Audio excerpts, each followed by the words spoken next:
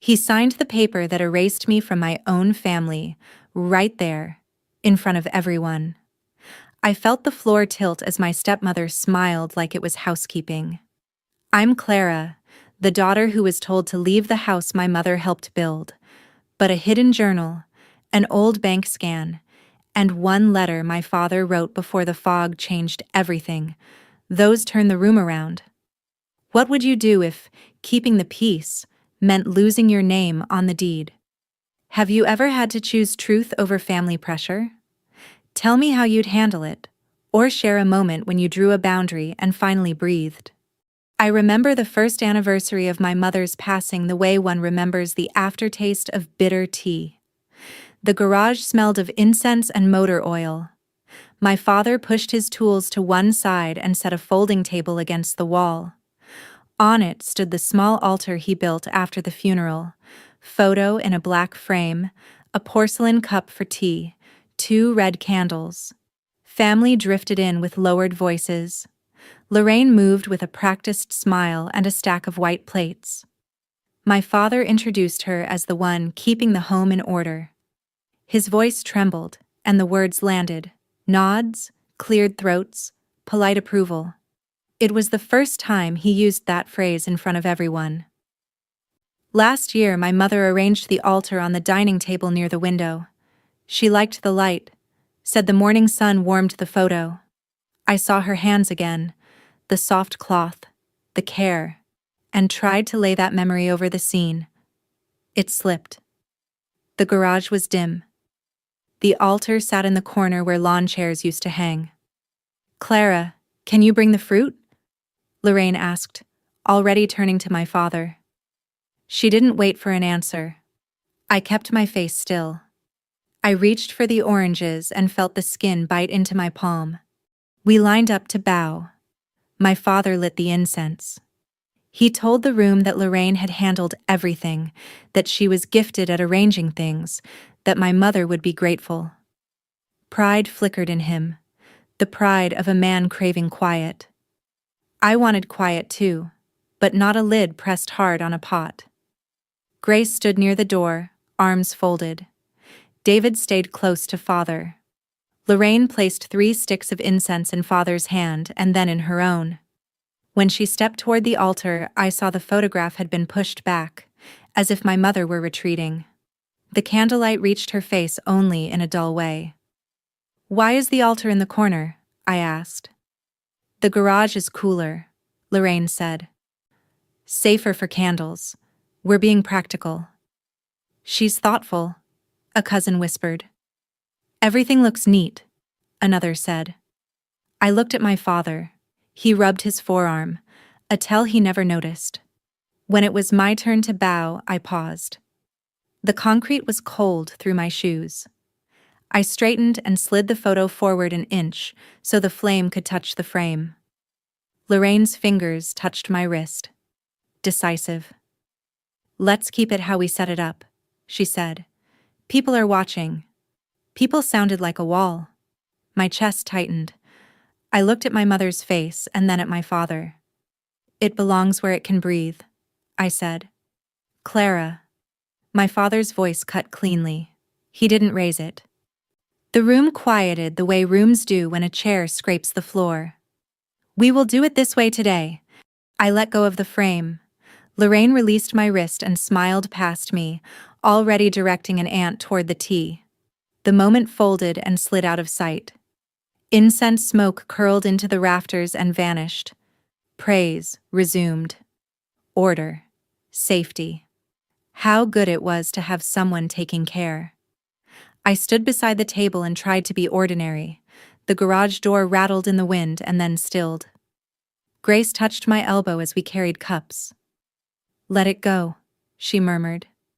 "For Dad's sake." I nodded.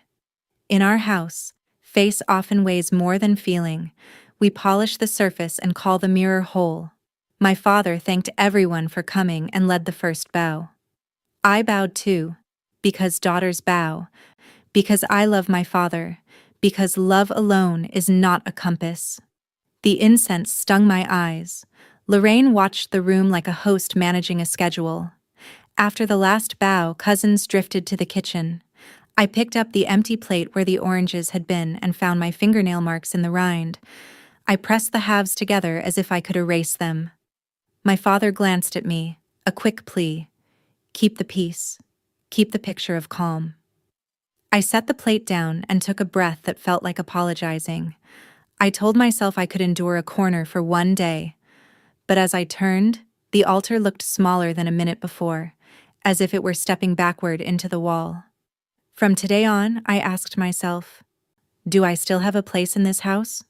After the guests left and the garage went quiet, I stacked plates until the voices faded.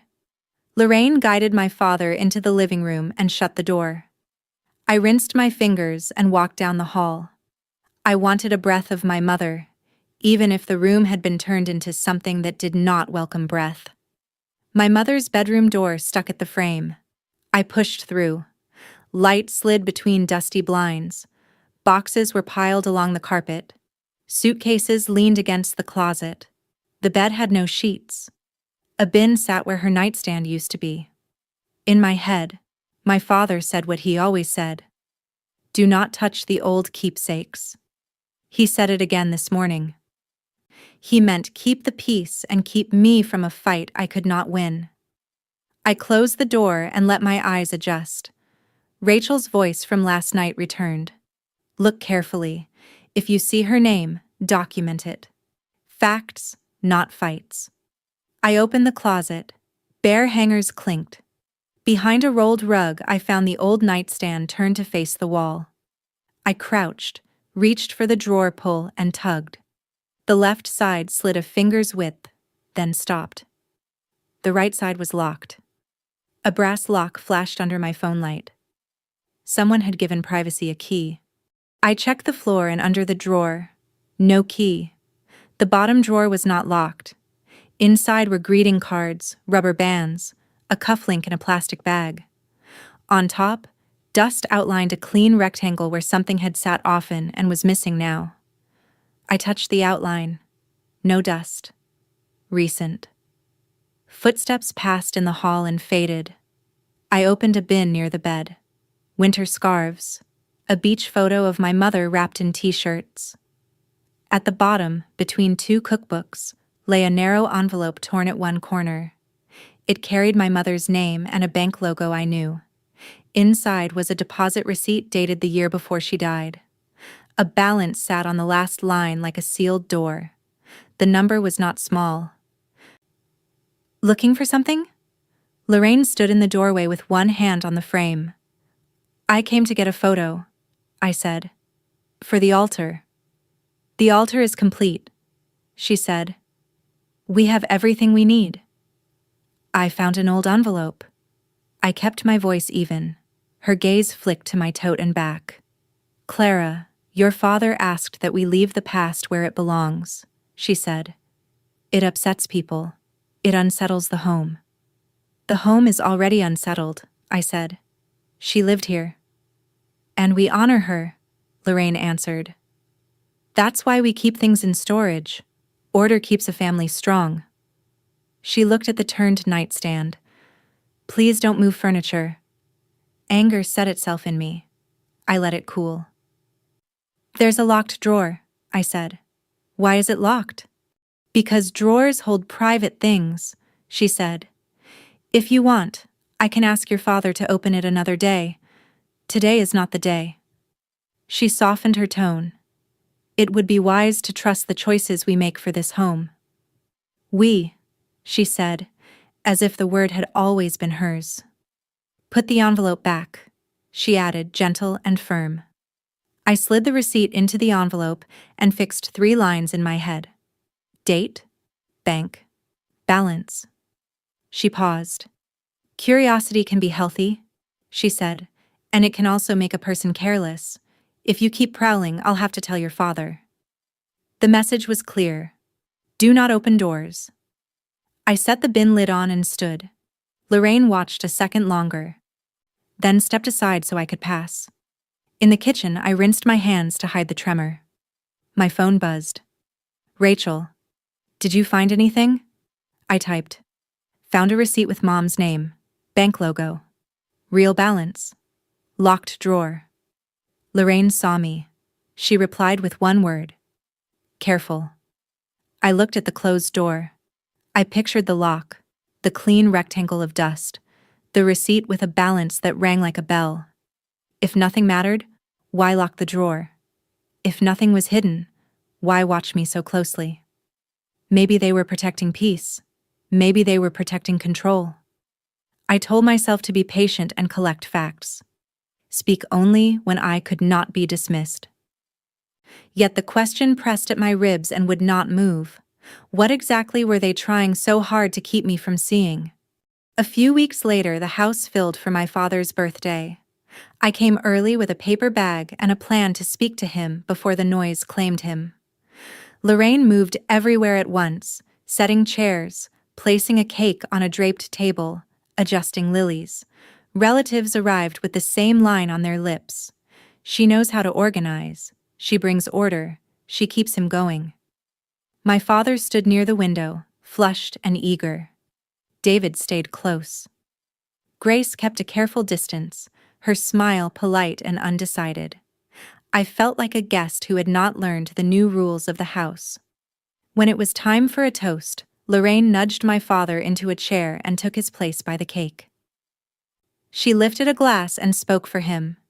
She thanked everyone for giving her a chance to keep the home running. She talked about streamlining and stability.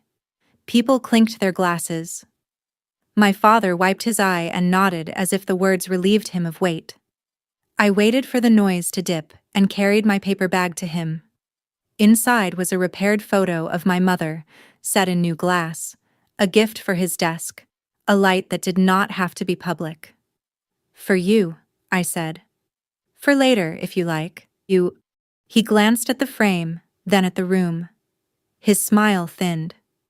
Later, he said, gentle but distant, and he pushed the bag back into my hands with the care of someone returning a letter he cannot open. Lorraine's voice rose again, and the room turned toward her. The refusal was a small sound, but it carried.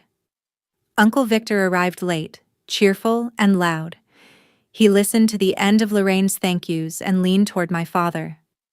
Tom, he said, I hear you're getting your papers in order. Folks mentioned the house. Lorraine answered before my father formed a word. We're simplifying, she said. After a loss, there are loose ends. We're making sure everything sits in the right name and the right folder. Whose name? I asked. The question came out even. David shifted his weight. Grace stared at her shoes. Conversations bent away, but ears stayed with us. My father cleared his throat and reached for weather. Lorraine touched his elbow. Tom is considering transferring certain responsibilities, she said. Our lawyer recommends it. The word our slid between us like a quiet door. I saw again the locked drawer in my mother's nightstand, the clean rectangle of dust where something used to rest, the bank receipt with her name. Rachel's advice came back. Document, do not argue.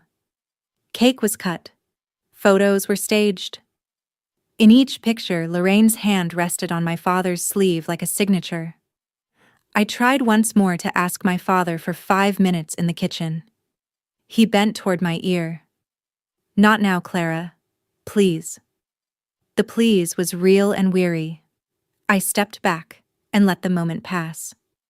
Near the end of the evening, a courier rang the bell. He held a thick manila envelope, asked for my father by name, and handed over a stylus to sign. Lorraine took the package, signed the screen, and placed the envelope on the dining table with a pen. A return label from a law office sat where stamps might have been. Do you need to read that? I asked. It looks important. It's standard, she said. Administrative. People laughed as if paperwork on birthdays were a joke we all understood. My father uncapped the pen, slid the envelope flat, and signed where a yellow tab pointed without breaking the seal. The pen whispered and then went still. Lorraine lifted the envelope and tucked it under her arm. She smiled at the cousins as if the errand were a ribbon tied correctly.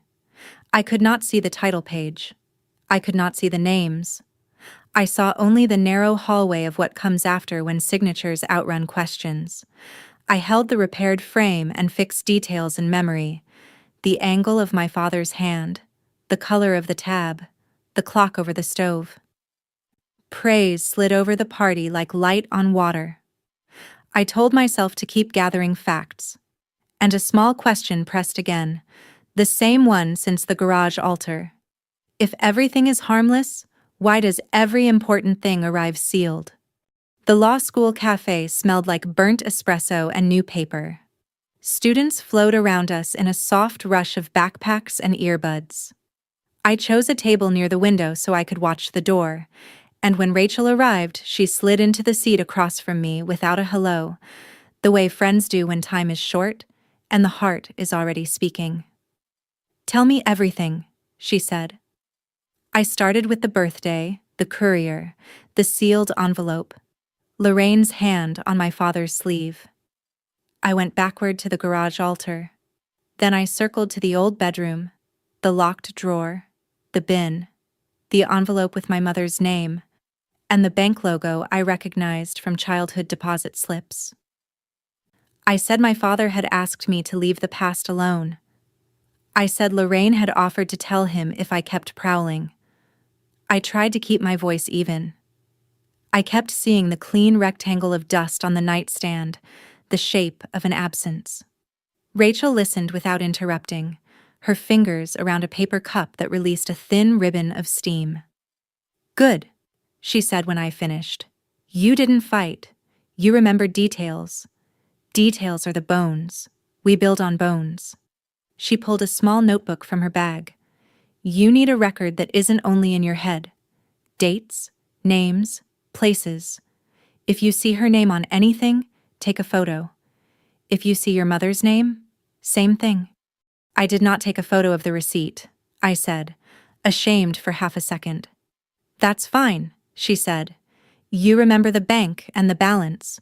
We can ask for copies later if we can show legal interest. But first we need to know what exists under that roof." Lorraine said she'd tell my father if I kept digging.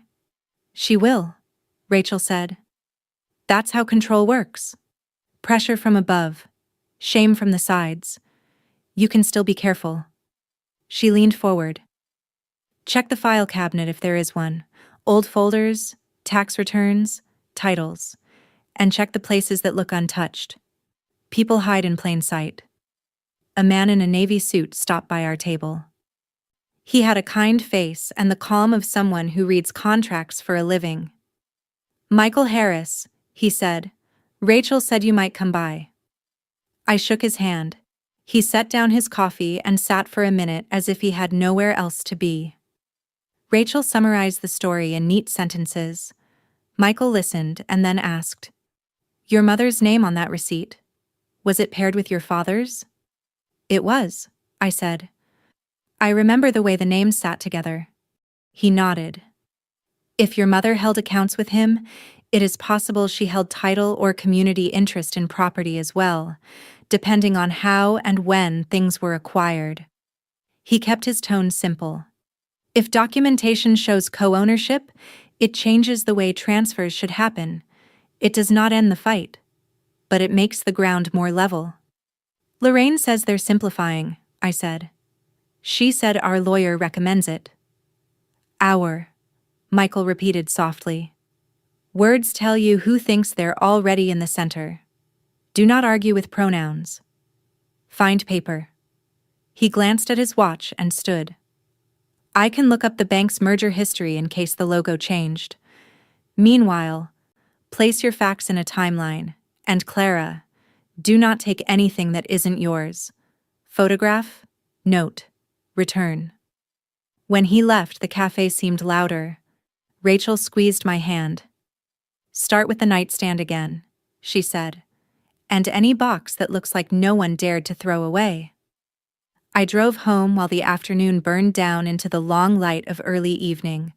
The house was quiet. Lorraine and my father had gone to a neighbor's barbecue. The garage door was open, the altar still in its corner. I paused and lit one stick of incense without a matchbook, using a candle and a breath. "I'm trying," I told the photo.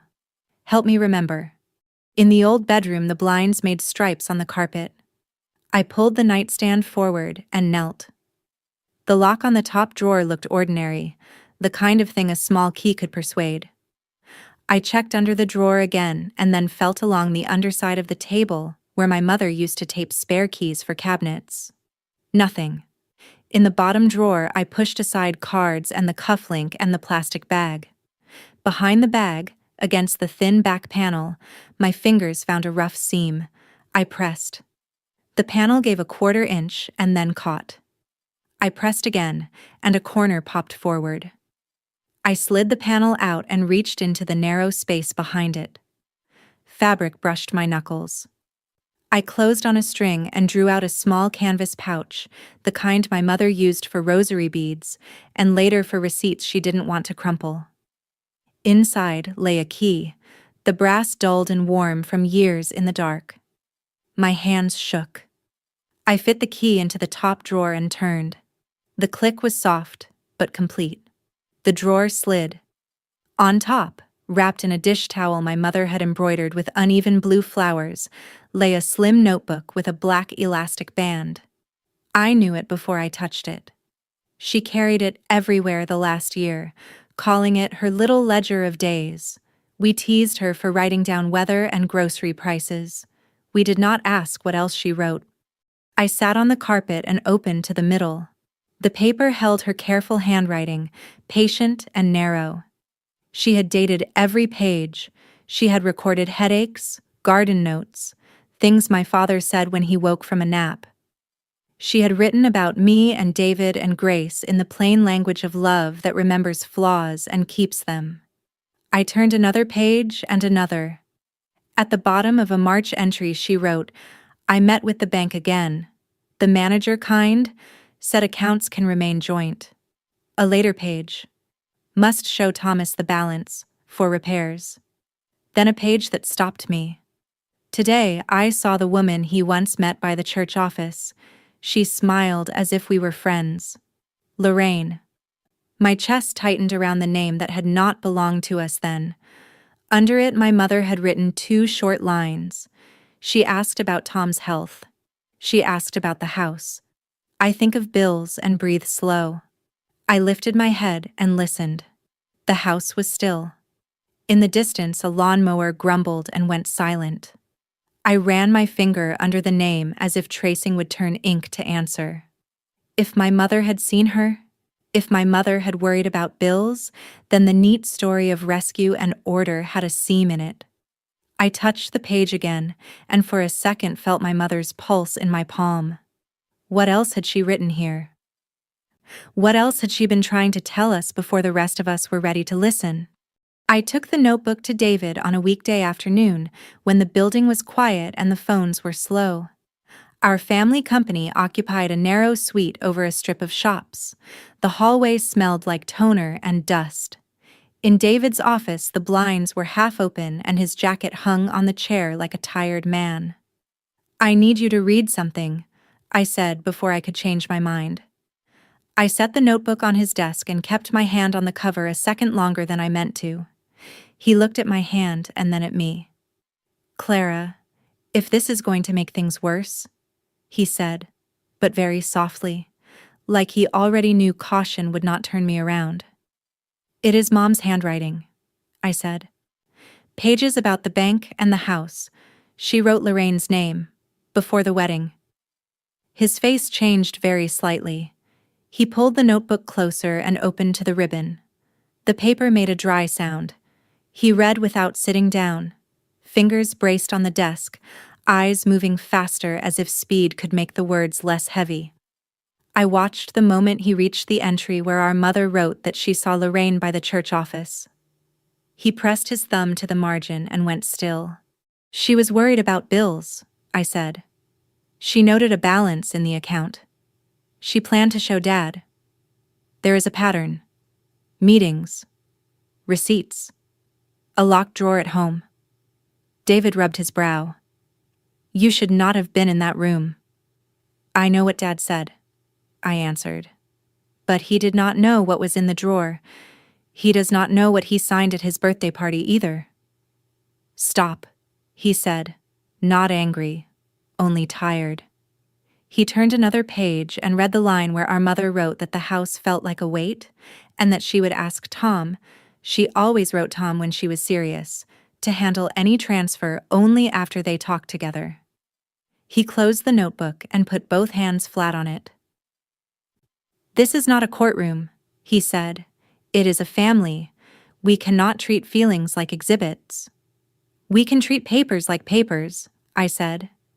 "You promised when we were younger that you would keep us safe if anything ever happened to Mom. You promised to protect us." He was quiet for a long breath.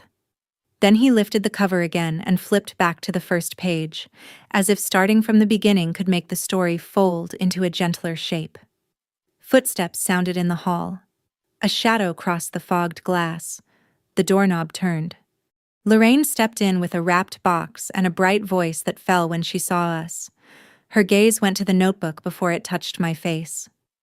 David closed it in one motion and slid it toward the blotter. He was quick, practiced, almost graceful. "I thought I might find you here," she said to David. "I brought the revised vendor file."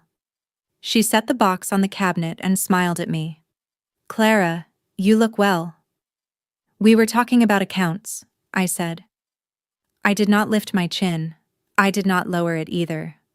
Lorraine moved to the window and adjusted a blind cord that did not need adjusting. "Your father worries when you bring up the past without warning," she said. "He rests better when the house is calm." David reached for the vendor box. "We can finish this later," he told me, and to Lorraine he said, "I was about to review those numbers." She nodded as if the scene were an appointment kept. Then she turned to David and softened her voice. "There is a lot on your shoulders. People forget that. The company. The house. Your father's health. It is good when siblings help. But only if help does not break the roof." She did not look at me when she said it. She looked at the man who controlled payroll and keys. I saw the appeal land. It was sensible, almost kind. It was also a door closing. "Clara means well," David said after a pause. He did not move the notebook closer. He did not move it away. "We all do." Lorraine smiled. "Of course. Which is why we must be careful with stories that can be misunderstood. People talk. A rumor becomes a stain, and then none of us can wash it." "Then open the envelope from the lawyer," I said. "Let us remove the stain with light." "That is not your decision," she said, still gentle. "And it is not David's alone either. Your father asked me to keep things organized so he can rest. He needs peace more than explanations." I almost said that peace without truth is only a soft name for fear. I did not. David's mouth tightened. He put the vendor box between us like a neutral object. Lorraine took it back and touched his shoulder. A quick press, the kind a coach gives a tired player. "Let us protect the house," she said. "Clara, I know you miss her. We all do. Grief makes people reach for old boxes." She left with the box and the smell of her cologne. The door clicked. The room felt smaller. David picked up the notebook again and held it with both hands. He looked at me and then at the window. "I cannot do this with you here," he said.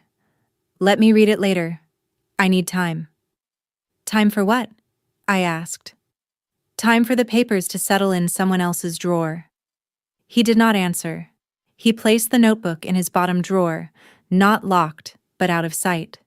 He did not say he would defend me. He did not say he would show Dad tonight. He said nothing that could be held to the light. The phone on his desk rang. He listened and handed it to me without meeting my eyes. "It is Dad." "Clara," my father said, breathless as if he had walked too fast.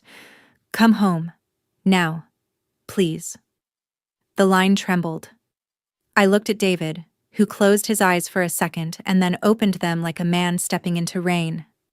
I slipped the notebook into my bag before he could change his mind. He did not stop me.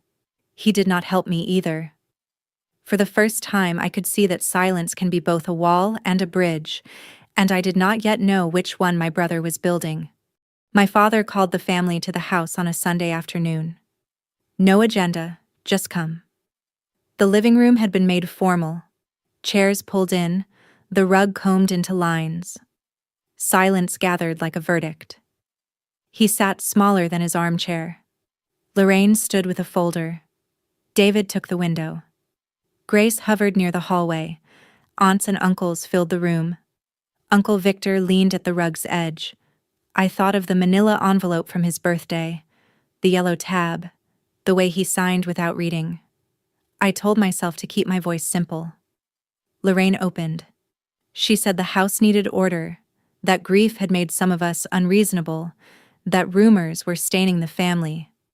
Then she said my name. I had been wandering into rooms, upsetting my father, stirring what should stay settled. A good daughter, she said, accepts change with grace. I accept truth, I said. Not locked drawers where my mother kept her papers. A murmur moved along the couches. Your mother is gone, Lorraine said. We honor her. We must move forward. I looked at my father. Dad, I've seen documents with Mom's name, a bank receipt, notes about the house. You signed a sealed envelope at your party. Do you know what was inside? I know what I need to know, he said, rubbing his forearm. I asked Lorraine to manage the papers. It keeps headaches away. Headaches come when light is missing, I said. Uncle Victor leaned in. What exactly are you accusing? I'm asking why the secrecy, I answered. Why the hurry? Why my mother's name is on accounts and her daughter is told to be quiet? David shifted. Grace watched her cup. The room tightened. Lorraine lifted the folder. The house needs one hand on the wheel. Thomas is transferring responsibility so bills get paid and property isn't trapped in old arrangements. Our lawyer recommends it. She set a stack of pages and a pen on the coffee table. He'll confirm now. What transfers? I asked. Responsibility, she said. Authority and heirs. My father looked at the document as if it were a recipe someone else had written. I want peace, he said. I cannot stand the arguing. There is no shouting, I said quietly. There is only a daughter asking for truth. Clara, Lorraine said, you are welcome here, but you cannot keep fighting the way things are. You're making your father sick. I named the bank and the date from the receipt. Heads turned. This spectacle is what we must avoid, Lorraine said. Thomas, please. He took the pen. His hand trembled. He steadied it with the other. He looked at me once, a brief plea for calm. Dad, I said, and the word had to carry 100 others. He signed. The form named her primary and struck my name. Lorraine slid to the next tab and he signed again. Uncle Victor nodded. David studied the carpet. Grace watched the bowl of greens. Something in me lifted and left, like a bird I hadn't known I was carrying. Lorraine stacked the pages. Order, she told the room. She stepped near and lowered her voice. Stop turning over stones, Clara. There are no jewels under them. I will find what belongs to my mother, I said. Then do it somewhere else, my father said. He did not meet my eyes. For now, leave. Come back when you can be calm. The sentence sat like a cold plate. I straightened. You're asking me to leave the house, I said. For now. Aunts shifted into polite sorrow. Uncle Victor shook his head. David's face wished to step forward, but his feet had been trained to stay. Grace whispered my name and let her hand fall. I walked to the door. The sun sat on the porch like a witness. The door clicked behind me. Through the wood I heard a small sound, a laugh held tight between the teeth. Lorraine's. It told me the meeting had given her what she wanted. I sat on the step and counted my breath. The papers were signed. The room was satisfied.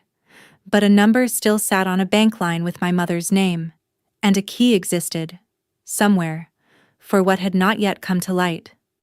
The savings had not disappeared. It had only not yet emerged. I arrived at Michael's office with tears I could not tidy away. Rachel met me at the elevator and pulled me into the hallway so I could breathe before we stepped inside. The carpet was thick, the lights warm, the name of the firm in gold on the glass. I held my mother's notebook the way a person holds a compass after getting lost. "I need this to matter," I said. "It will," Rachel answered. "Let's make it matter on paper." Michael ushered us into a conference room with a long table and a quiet clock. He listened while I described the meeting at the house, the signatures, the chair that felt like a witness box, my father's voice when he told me to leave. I slid the notebook across the table. He put on reading glasses and turned the pages slowly, his finger resting at the margin the way a careful man walks a narrow path. He paused at the entry where my mother wrote about the bank. He flagged the date. He paused again at the line where she wrote Lorraine's name before the wedding. He nodded once, not surprised, not pleased, only adjusting the shape of the problem in his head. "Let's attach this to a timeline," he said. "Receipt dates, meeting dates, the party when your father signed the envelope. The more we can show the sequence, the less anyone can call it gossip." Rachel opened her laptop. "Clara, the bank logo you mentioned in Chapter 2, she said, smiling at me to soften the joke. "They merged a few years back. Their old online portal still hosts scans for closed accounts. If your mother had a joint account that was never properly closed, there may be an image archive." "Can they block us?" I asked. "They can require proper standing," Michael said. "But we can ask first for a basic confirmation by name. If there is an image, we request our own copy as an interested party. If not, we have your mother's notes and the receipt you saw." Rachel typed, eyes narrow with the kind of focus that looks like prayer. She found the bank's legacy portal, followed 2 links only a person who loved research would love, and entered the names. She waited. Then her face lit the way a room lights when someone finds a switch. "There is a scan," she said. "Several, actually. Deposits, a signature card. One shows your mother's and father's names together. And here." She turned the screen. "Savings, last active the month before she died." Heat rose behind my eyes. Not anger this time. Relief shaped like a door. "Can we save it?" I asked. "We can print to PDF here for review," Michael said. "We will send an official request for certified copies. For now, we document what we can see." He printed the index page and a low-resolution preview. He compared the dates to the notebook entries and circled 2 that matched. The clock on the wall ticked in the gentle way clocks do when they are not in a hurry. He lined up the pages into 3 short stacks. "Here is how we present," he said. 1. We open with grief and respect. You are not trying to humiliate your father. You are trying to honor your mother's legal footprint. 2. We show sequence, journal note, receipt date, bank scan. 3. We make a simple ask. Pause any transfer until proper review, because the property was likely acquired during a marriage in which your mother held community or joint interest. 4. We keep the temperature low. Family meetings are not trials. They are wind tunnels. Speak as if to one person who loves you. "What if they say I am stirring trouble again?" I asked. "Then the paper speaks," he said. "And if the room will not listen, the court will. But we are not there yet." Rachel slid me a folder with plastic sleeves. "We put the journal copies here. Keep the original safe at home. Phone scan every page tonight. Back up to my drive. No grand gestures, Clara. Clean work, clean words." We spent an hour building the order. We practiced the first sentence so it would land without cutting. We practiced the second sentence so it would not sound like accusation. At the end, Michael looked at me the way a doctor looks at a patient who will have a long recovery. "You can do this," he said. You are not alone. I hugged the folder and felt steadier than when I came in. I could see the arc of the next meeting like a map. Open with love. Lay out the line of dates. Place the scan on the table. Ask for the pause. Ask for air. On the sidewalk, Rachel held my arm. One more thing, she said. Someone in that room wants to be on the side that wins without losing face. Aim your words at that person. It might be David. It might be Uncle Victor, though he enjoys sparks too much. I laughed once, tired and grateful. Victor loves to be the man who knew first, I said. Exactly. He will pivot if the wind changes. She squeezed my hand. Rest. We move tomorrow. That night I copied my mother's pages in a pool of lamplight. The handwriting steadied me.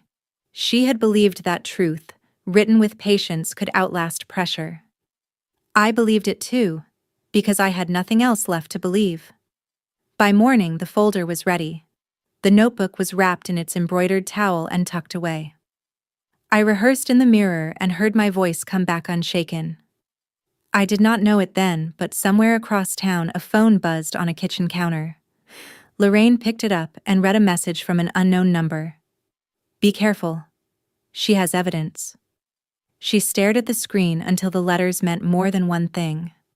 She did not see the sender's name. She did not need to. The style was a cousin's. The smell of cigar smoke lingered in the words. The second family meeting felt heavier before anyone spoke. Chairs were pulled closer than last time, the altar candles already burning, a tray of fruit set out as if hospitality could pad the edges of what was coming. The document my father had signed 2 weeks ago sat in my mind like a bruise you cannot stop touching. People spoke in lower voices. Someone shut the air vent and the room warmed too quickly. I had rehearsed with Rachel and Michael. I carried a slim folder, not a stack, and the notebook sat at home in a fireproof box. When I stepped into the room beside Michael, heads turned the way they turn for a stranger and then kept turning when they realized he was with me. My father looked up from the arm of his chair, eyes rimmed a little red. Lorraine stood behind him with her hand on the chair back, as if steadying him from a wave only she could see.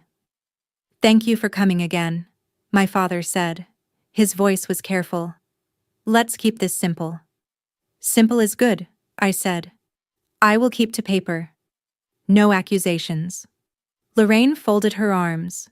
David took the spot near the window again, hands in his pockets, watching. Grace chose a chair closer to the door this time and kept her purse on her lap. Uncle Victor had the smile of a man who loves the smell of a match before it's struck. Michael introduced himself as a friend helping me keep records straight. He did not use titles. He kept his tone light. We brought copies so everyone can see the same thing at the same time, he said. He looked at me, and I nodded. I began with my mother's notebook, the way Rachel had taught me. I did not wave it. I read 2 short excerpts I had retyped and printed. The date she wrote about meeting the bank manager, the line where she wrote that accounts could remain joint, and the later entry where she noted seeing Lorraine by the church office before the wedding.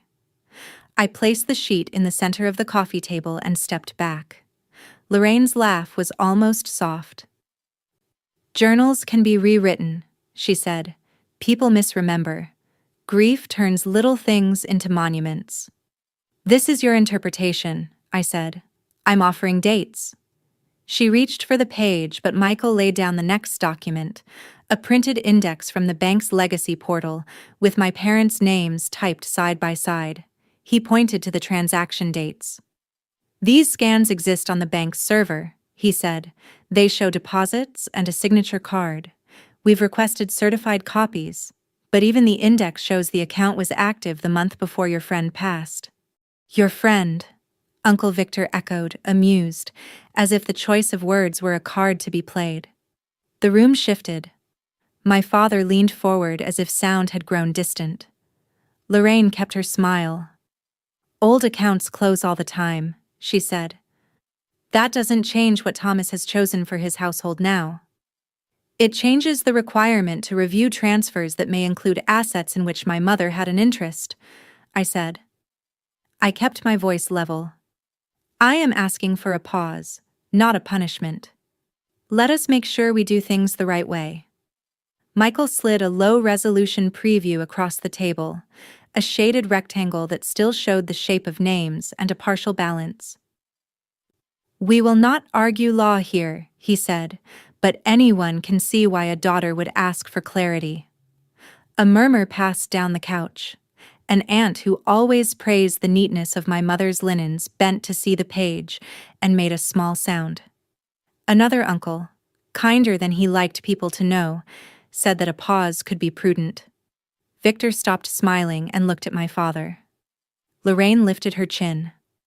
Thomas is free to manage his property, she said. He signed documents to ensure the house is stable. We cannot live in the past. Stable does not mean secret, I answered. And we do not live in the past when we honor what it funded.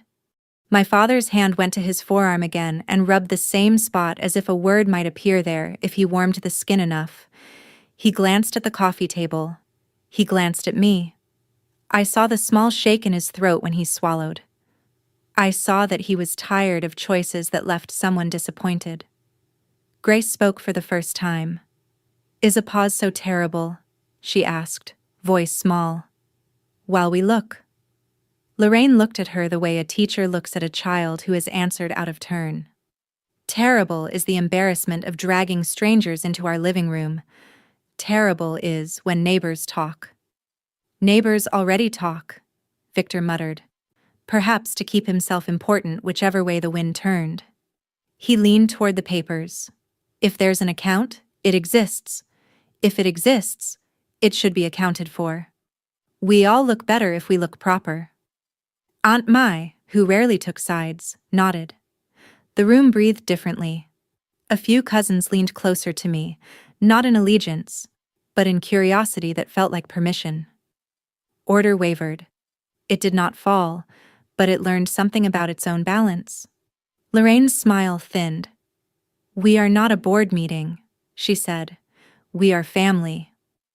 That is why I came with respect, I said. And I lowered my eyes and raised them again, the way my mother taught me when I had to speak hard truths. Dad, please, let's pause. Let us ask a neutral party to confirm what belongs where. Then we can move without doubt. The candles sputtered and steadied. Somewhere in the kitchen, a pipe knocked. My father looked at the index page again and then at the signature line that was not in the room but was in his memory. He placed a hand flat on his knee. For a second, I thought he would speak. He did not. He leaned back. He closed his eyes. The room waited. Michael did not rush the silence. Neither did I. The weight of waiting pressed across my shoulders.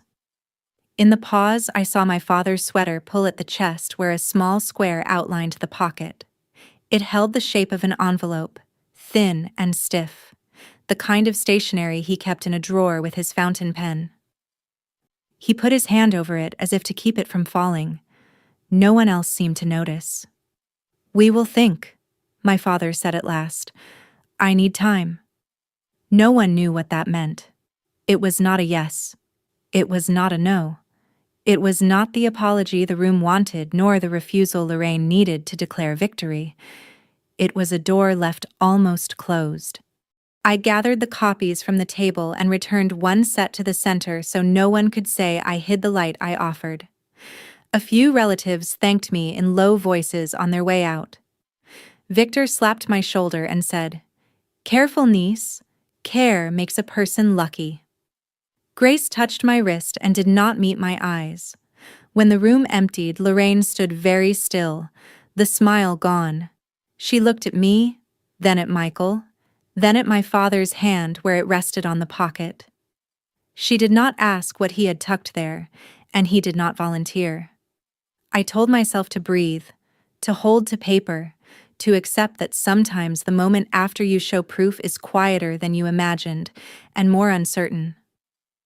On the sidewalk, Rachel exhaled. They moved, she said. Not enough, but they moved. I nodded, yet the echo under my ribs was my father's single sentence. I need time. Time to recognize the ink he once set to paper. Time to decide whether the letter I could sense against his heart would ever be opened where everyone could see. David called late after the building had emptied and the cleaning crew rolled their bins down the hallway. He asked me to meet him at the office, said it would be quick, said he did not want to talk at home. I walked past dark suites and stopped at his door. The frosted glass glowed with the weak light of his desk lamp. "I knew you'd come," he said. He tried for a smile and let it fall. The jacket on his chair hung the same way it had the day I first brought him the notebook. "I need to say something without everyone listening." "You had a lot of practice with silence," I said. I did not make it cruel. It was only a fact from Chapter 5 and Chapter 6, a mark on the ledger of how we got here. He sat and rubbed his jaw. I stayed quiet because I was trying to keep the company steady. Payroll, contracts. Dad trusts me with those things. I told myself that if I stayed neutral, I could keep the roof from caving in. "And?" I asked. "And I watched Lorraine steer him," he said. I watched her answer questions for him and slide papers in front of him. I told myself she was helping. Then I saw the party envelope, and I let it slide. I told myself it was standard. But it was not standard. It was fast.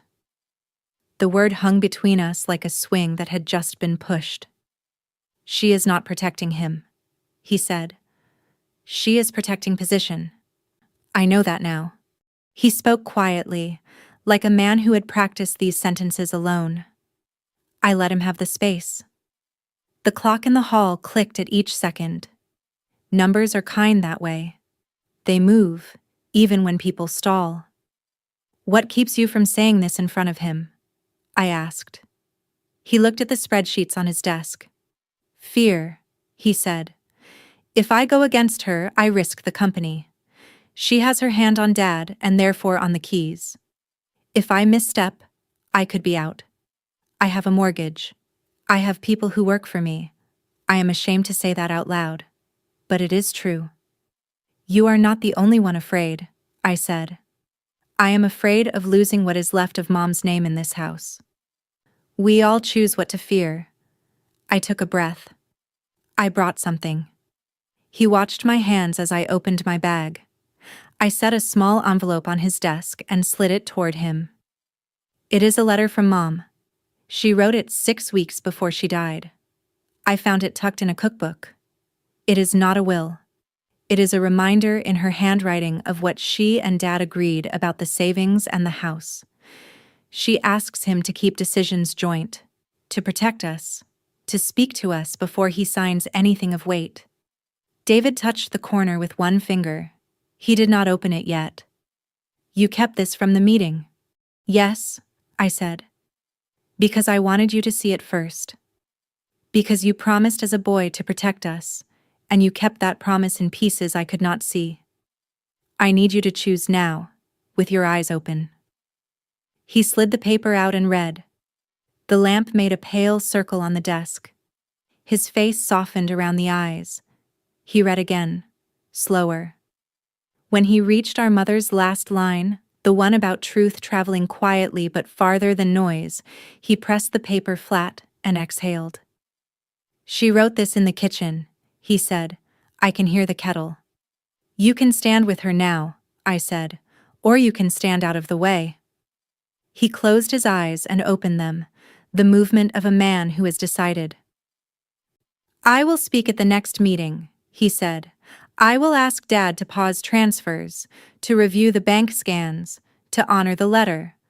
I will say it in front of Lorraine and the aunts. I will take the heat." Relief moved through me like air after a long dive. It was not victory. It was oxygen. "Thank you," I said. I did not reach for him. We are not a hugging family in rooms like this. He put the letter back in the envelope and handed it to me. "You should hold it," he said.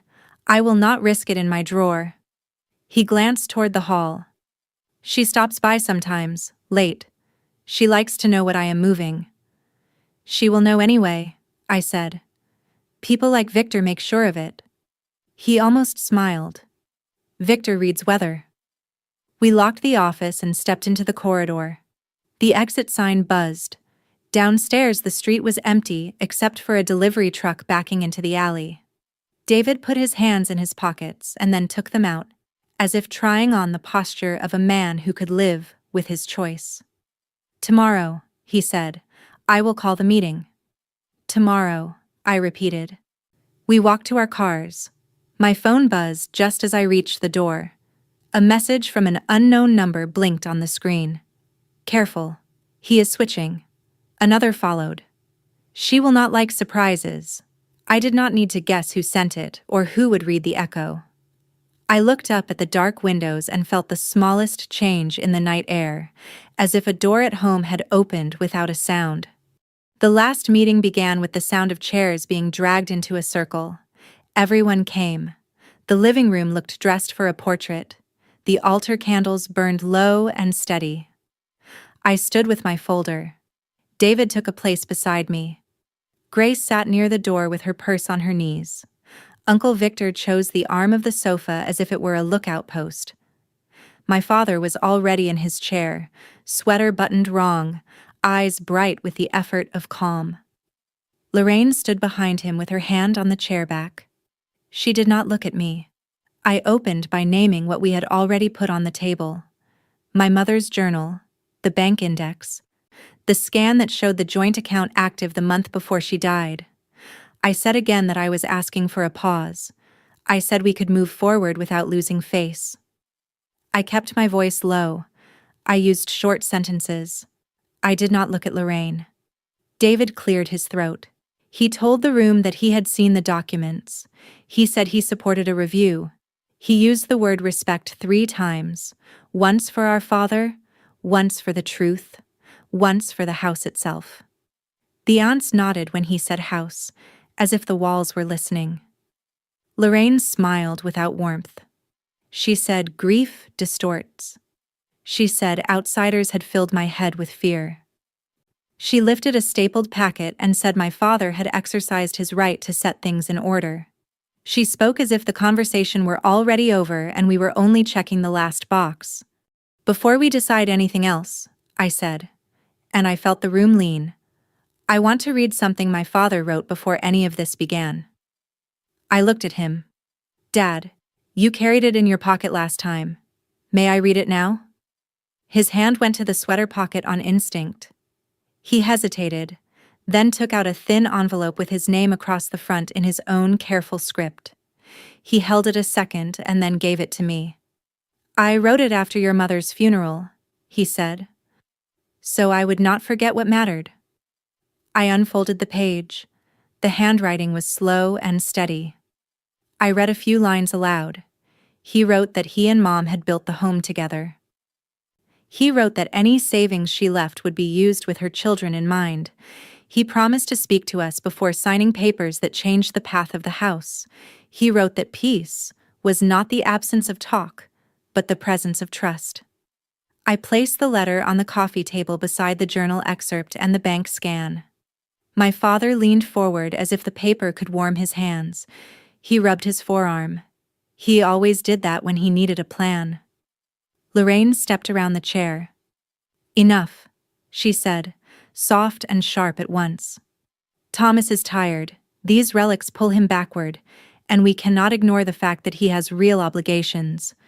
I took those calls. I know what the numbers are. You do not. What numbers? Victor asked, too quickly. She blinked and tried to gather the sentence back. Then she pushed on. Debts, she said. Medical, repairs, the loan I carried before marriage, which I was managing until everything fell on this house like rain. None of you helped. Her voice rose and then broke. So yes, I made moves. I made them for stability. I made them because I will not watch this place rot while we sit in circles and read letters. Silence pressed at the walls. The word loan kept ringing. An aunt looked down at her hands. David stared at the rug as if the pattern had changed. No one asked you to carry debt alone, I said. But debt is not a license to erase my mother's name. Lorraine laughed once, a small, hard sound. Your mother wrote grocery lists and worried about clouds. I cleared gutters and found contractors. I know what survival costs. Victor shifted his weight. He looked at the letter. He looked at the bank page. He looked at my father. Tom, he said, you cannot sign away what was joint without looking. You wrote that yourself. Do the pause. It looks better. It is better. The room, which had been leaning toward Lorraine for months, tilted. Not all the way. Enough to loosen the knot. Grace spoke without lifting her eyes. Please, Dad, she said. For Mom. My father put his palm on the letter as if to stop it from slipping away. His face softened. He looked at Lorraine and the softness did not vanish, but it did not open for her. He looked at me and nodded once, the nod of a man who has remembered his own voice. I was wrong to sign without reading, he said. I was wrong to send you outside. I'm sorry, Clara. His eyes filled. He did not hide it. We will pause. We will review the bank records. We will honor your mother's share. Lorraine breathed in like a swimmer who has misjudged a wave. She reached for his shoulder and stopped halfway. The aunts murmured. Victor said, there, and folded his arms as if he had always stood where he now stood. David put a hand on the back of my chair and left it there. The weight was light and steady. I gathered the pages and slipped them back into sleeves. No one touched the thank you cake on the sideboard. The candles burned low. My father covered his eyes for a second and then lowered his hand. He looked tired and more himself. I walked to the door when the room began to loosen. In the yard, the sun sat warm on the step. Cars lined the curb. I breathed the kind of breath you take when a storm moves off, but the world is still wet. Behind me, voices threaded in and out, softer now. I did not turn back yet. I let the light rest on my face and felt something uncoil, not triumph, not revenge, only a quiet return to my own name. I closed the folder. My father's handwritten letter rests like a late but rightful nod, and the late afternoon light pours into the living room so no one needs to raise their voice. I understand that being filial is not unconditional submission, but respect and clear boundaries. When the evidence is solid and we follow the law, the noise settles on its own. At home, love means being transparent about money and documents. Fix what is wrong where it is wrong, with law and truth, not with silence or pressure. I shut the drawer, the smell of fresh rice drifting from the kitchen, my heart light as the sky just clears. If this story resonates with you, please like, share, subscribe, and leave a comment. Type 1 if you agree. Type 2 if you think there is something to improve.